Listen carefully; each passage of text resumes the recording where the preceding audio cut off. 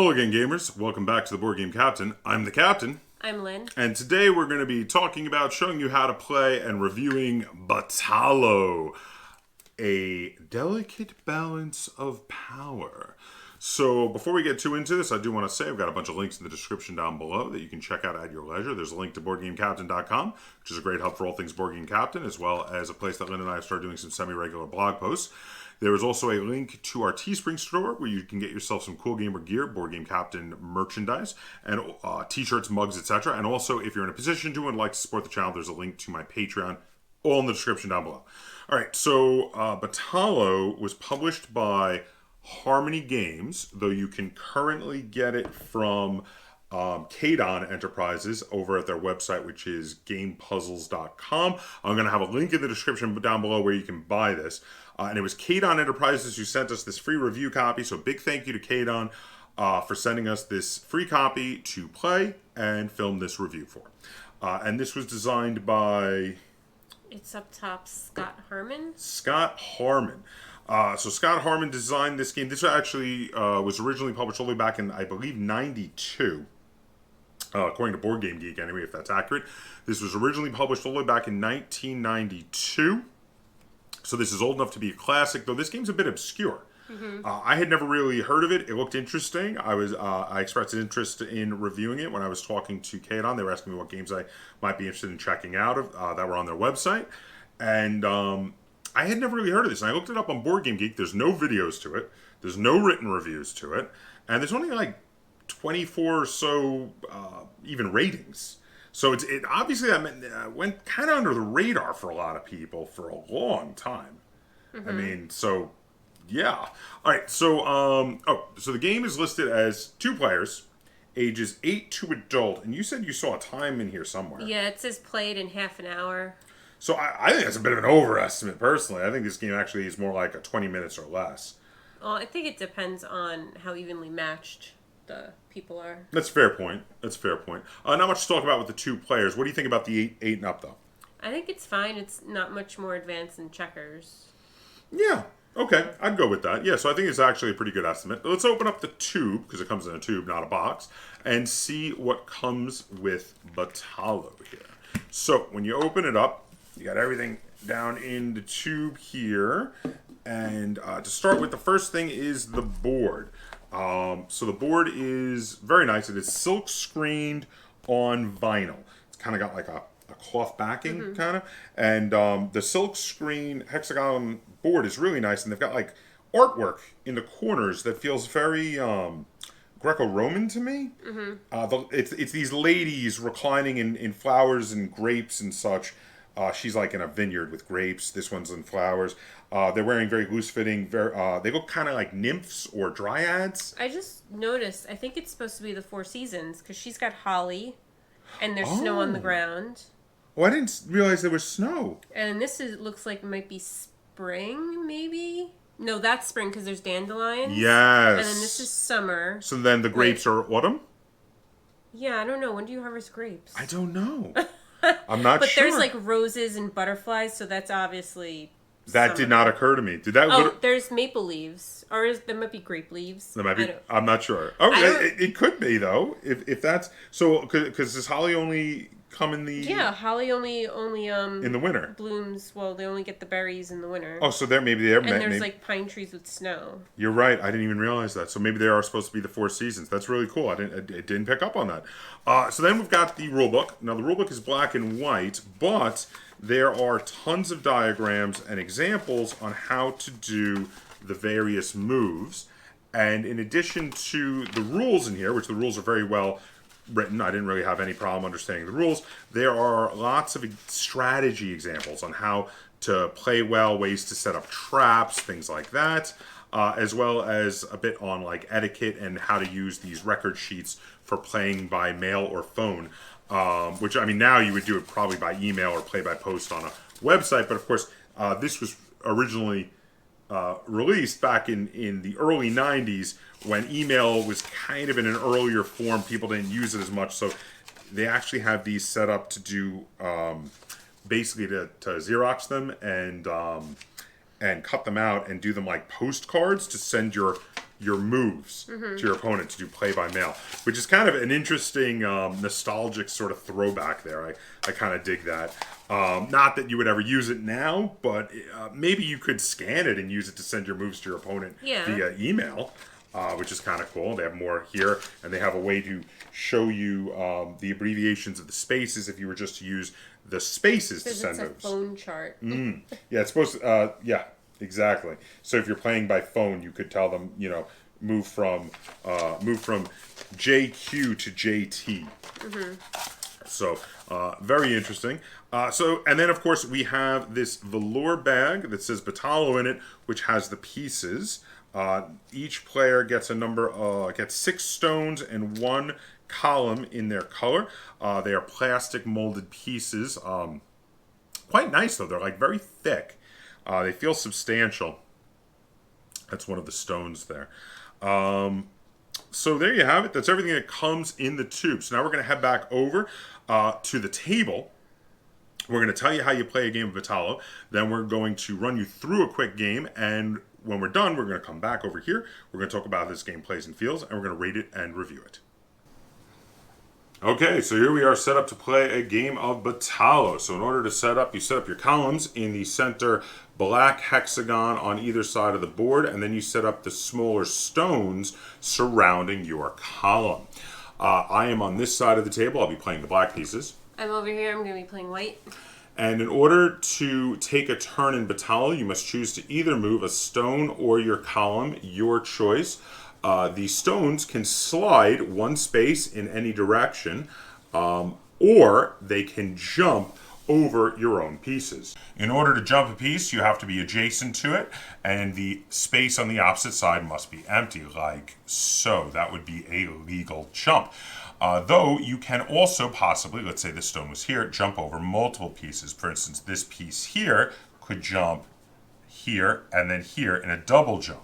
You can only jump over your own pieces though. You also may change direction while jumping. So for instance here, this piece could jump here and then here. You cannot jump over your opponent's pieces. You cannot slide and jump in the same turn. The stone may also jump over the base, which is your black hexagon, but it may not enter it. It can jump over it as if it were one of your own pieces, though, even as part of a chain of jumps like I was showing before. Now, the column starts in the black hexagon and is allowed to move in the black hexagon. It may also move just like all of the stones, but in addition to moving like the stones, the column is allowed to move any number of spaces in a straight line, sort of like a queen in chess. The column is also able to capture. Stones cannot capture pieces, either by jumping over pieces onto a space that has an opponent's piece, like so, or by sliding any number of uninterrupted spaces into a space that has an opponent's piece like so, the column can capture. However, a column inside of its own base may not be captured. It is invulnerable. So I could not capture this column here, but this column could come out and capture me there. The game is won by getting one of your pieces, either your stone or your column, into your opponent's base.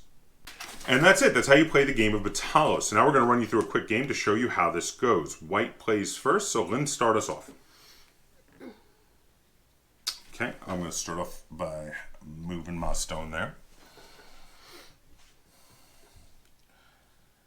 I'm going to do a quick double jump here. Go jump, jump over to there.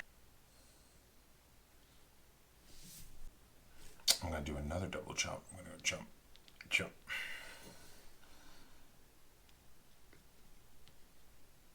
Oh, trying to get around me there, huh? Interesting. I'm going to move forward.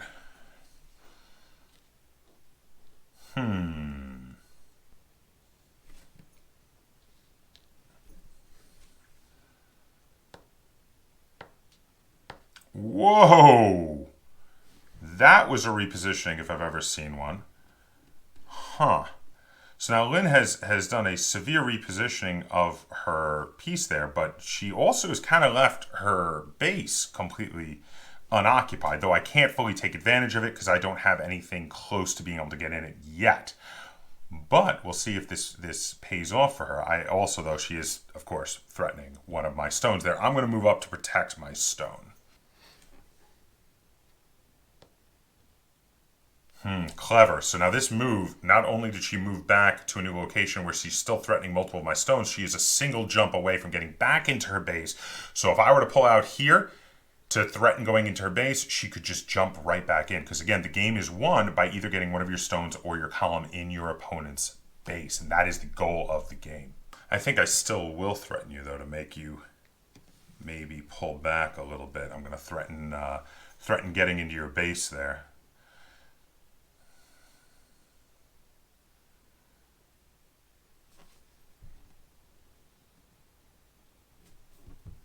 Well, I'm just going to capture that piece then.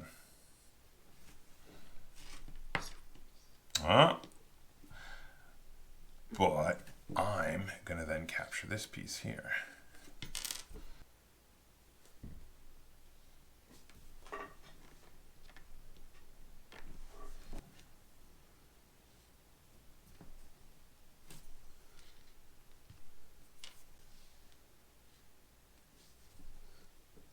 I'm not doing that.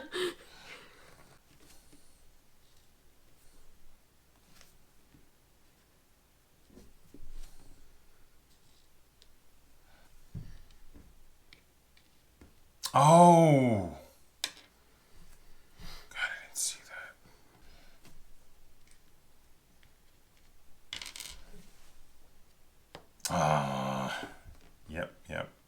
Yep.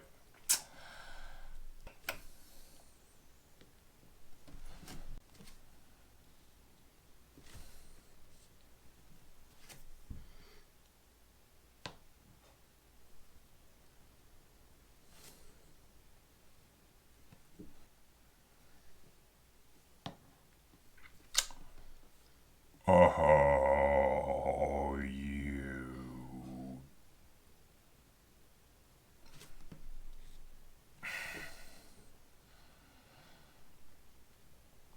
That was clever, though. Threw me off for a second.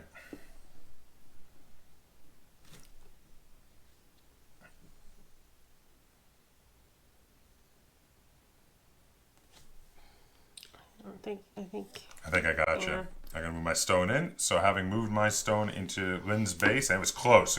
But having been able to move my stone into Lynn's base, that is it. That's how you play a game of Batalo. So there you have it. Now we're going to head back over. We're going to talk about how this game plays and how it feels, and we're going to rate it and review it.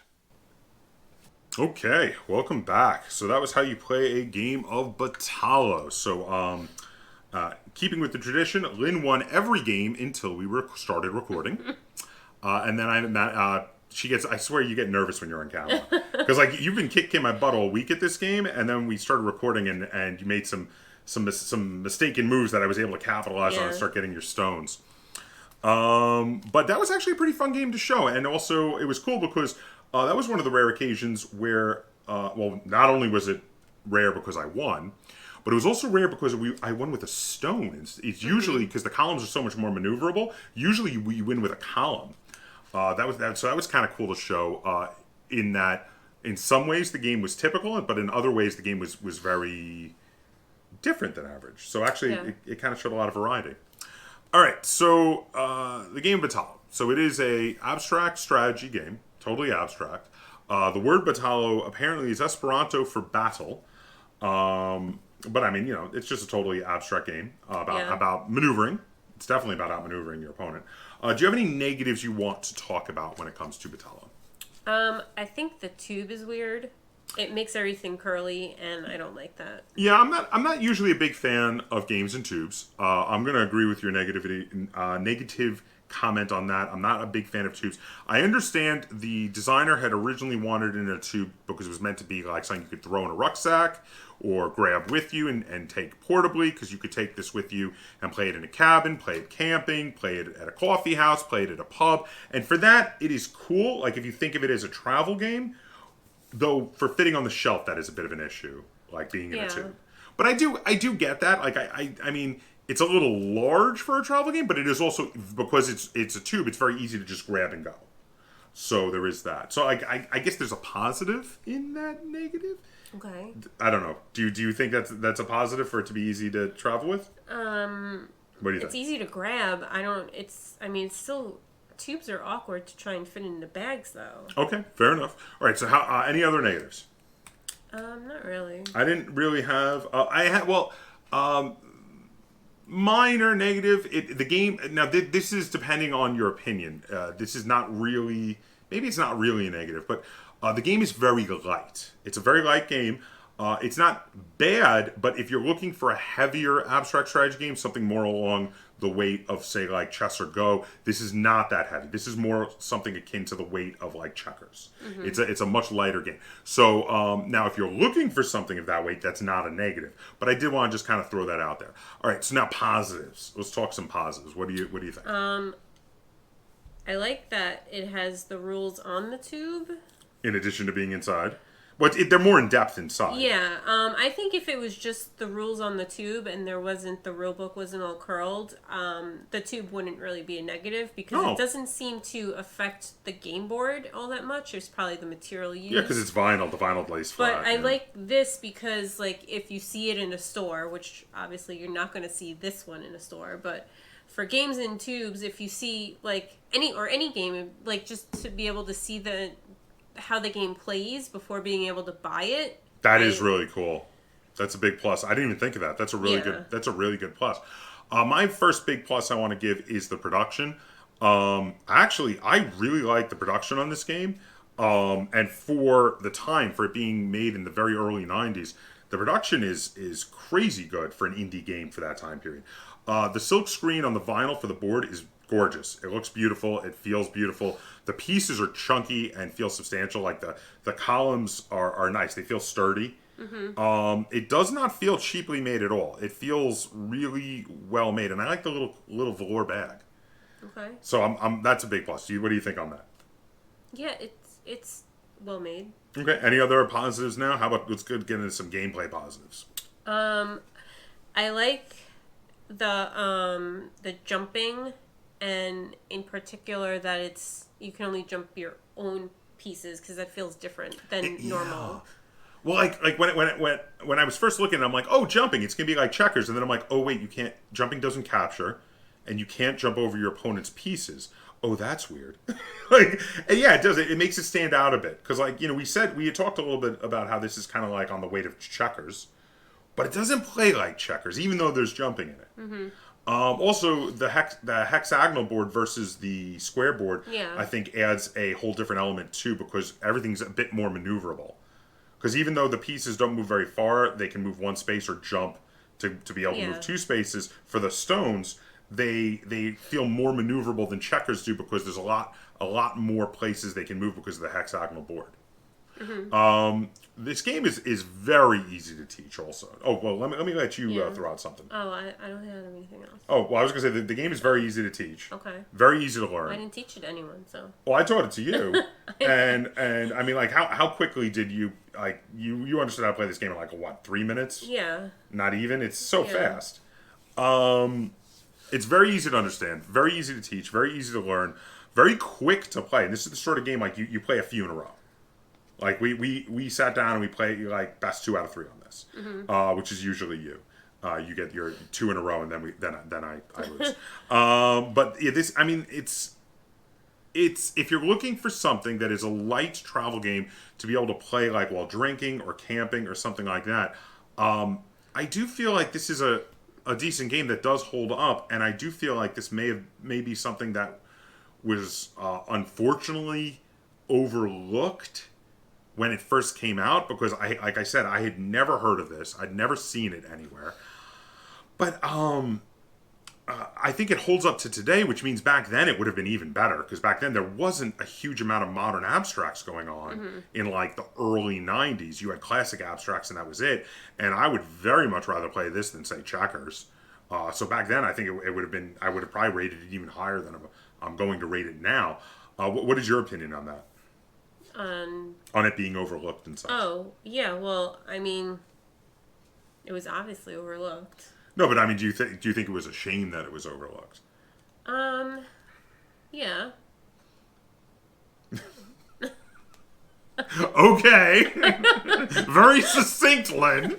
Thank you. Would you like to rate it first, or shall I? I'll go first. Okay, so how many stars out of 10 will you give to Batalo? I'm gonna give it 8. 8? Wow. That's very high. I love how you're like, yeah, it's overlooked. And I'm like so playing it so cool. And then I'm like, well, how many stars did you give it? 8. What? So what went into your giving it an 8?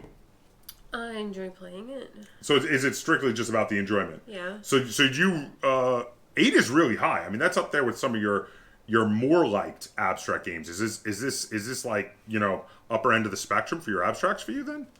I guess, yeah. I like abstract games that are a little bit thinky, but not too thinky. So you like that it's lighter? Yeah. Okay, fair enough. Now, I'm a little lower, but I'm still quite positive. I'm going to give it 7 out of 10 stars. I quite enjoyed Batalo, and I would play it anytime Lynn asked me to play it, and I would definitely bring this with us on the go, because it's, like we said, it's really formatted to be a cool little travel game, and definitely could bring this to the pub or coffee house, or even camping. As long as it's not too windy, I think it'd be fine camping. Yeah. But yeah, so I'm going to give it 7 out of 10 stars. So this is a 2 thumbs up review from us. 7 stars from me, 8 stars from Lynn. I'm a little surprised. I didn't realize you liked it that much. I mean, I realized you liked it because the first time we played it several times in a row. But I was a little surprised that you were that high. 8 is quite high. So wow. So I can definitely recommend this game to you if you're interested in checking out a cool, little, light, 5 minutes to learn, lifetime to master, 3 minutes to teach sort of game. You should. Again, link in the description down below where you can buy this. And Lynn would very much recommend this to you. What are some circumstances you would recommend this to people in? Because you're giving it 8 stars. That's huge. Oh, is it? Yeah, it's a big score. Yeah. I don't know if you like abstract games. So just anyone who's a fan of abstract, Yeah. you would say? Okay, fair enough. All right, so there you have it. That is our review for Batalo. If you have any questions, comments, or concerns, either on this video or on the game of Batalo, feel free to put them in the comments down below. And if you enjoyed this review and tutorial and you'd like to see us do more like it, be sure to give it a like, share it on all forms of social media, and if you haven't already, please subscribe to the Board Game Captain. That's Captain spelled with a K on YouTube. And until next time, game on.